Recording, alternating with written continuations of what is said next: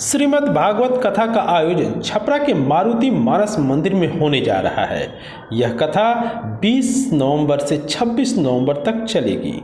7 दिवसीय चलने वाली कथा के लिए मुख्य संरक्षक मंडल के द्वारा प्रेस कॉन्फ्रेंस कर आयोजन के बारे में विस्तार से जानकारी दी गई। इस कथा को अंतर्राष्ट्रीय ख्याति प्राप्त युग प्रवर्तक क्रांतिकारी धर्म सम्राट यज्ञ पीठाधीश्वर विद्यावाचस्पति महामंडलेश्वर स्वामी इंद्रदेव ईश्वर आनंद सरस्वती द्वारा कही जाएगी, जिसे भक्तजन इसका लाभ उठाएंगे। बता दें कि जब जयप्रकाश नारायण ने संपूर्ण क्रांति का आह्वान किया था तो संपूर्ण क्रांति में एक क्रांति आध्यात्मिक क्रांति भी शामिल है।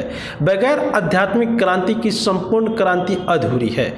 इस सोच के साथ स्वामी इंद्रदेव ईश्वर आनंद आगे इसे बढ़ा रहे हैं। बता दें कि भारत के अलावा इनका कथा अलग अलग देशों में भी होती है।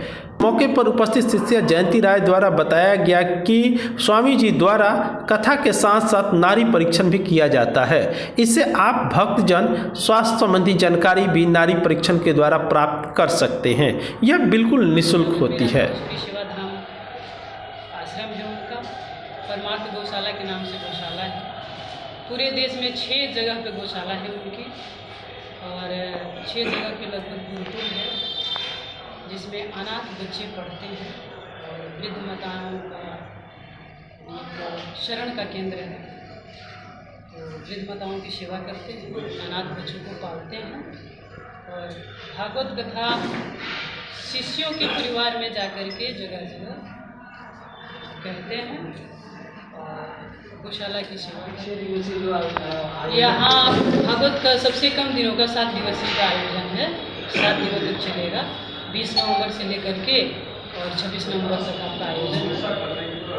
26 को आपका पूर्णाहुति हो जाएगी। टाइम शेड्यूल क्या है? और 1 बजे से 4 बजे तक है। दिन 1 बजे से 4 बजे तक। और सुबह 5 बजे सुबह में उनका वो नारी परीक्षण के द्वारा उपचार भी करते हैं। तो सवेरे शिविर लगेगा उनका सुबह 5 बजे सुबह से लेकर के और 10-11 बजे तक लोगों को देखते हैं उपचार से। उपचार में क्या क्या होता है? कोई रजिस्ट्रेशन भी करवाना पड़ेगा?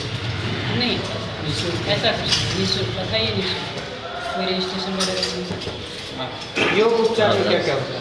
योग उपचार में जैसे मूल रूप से आपको जितने भेन संबंधित रोग, नस संबंधित रोग हैं, जैसे आजकल घुटने में बहुत लोगों को पीड़ा होती है, कमर में पीड़ा होती है, यहाँ किडनी में पीड़ा होती है, तो वो यहाँ से नाड़ी दे करके और आपके रोग का तो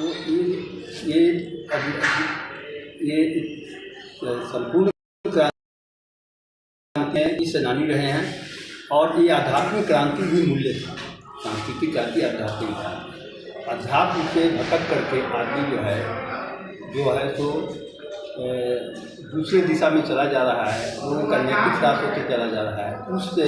उसी प्रक्रिया में जो है यहाँ के प्रबुद्ध लोगों ने विचार किया है कि यहाँ के नौजवानों को, वृद्ध लोगों को भागवत कथा सुनाई जाए ताकि हमारे सनातन धर्म के बारे में लोगों को जानकारी हो सके और हमारे कृष्ण भगवान और वासुदेव जी जो कि उपदेश दिए हैं उसको जो है लोगों के प्रति जानकारी दी जाए।